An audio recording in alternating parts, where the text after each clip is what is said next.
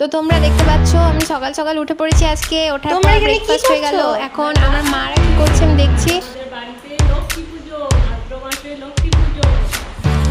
আমরা ভোগ রাঁধছি, ঠাকুরের জোগাড় করছি, আর মাঝে ঠাকুরের চা খাচ্ছি। লক্ষ্মী পুজোর জন্য মাঝে মাঝে গল্পটা ভালোই হচ্ছে নাকি?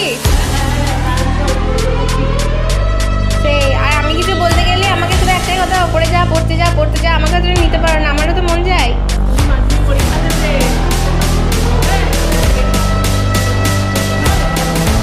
তো বাড়িতে স্পেশাল কিছু থাকলে যতক্ষণ না পর্যন্ত সেটা হচ্ছে ততক্ষণ পর্যন্ত আমার পেটের মধ্যে কিলবিল করতে থাকে। তো চলো দেখা যাক ভোগের সময় কি হচ্ছে।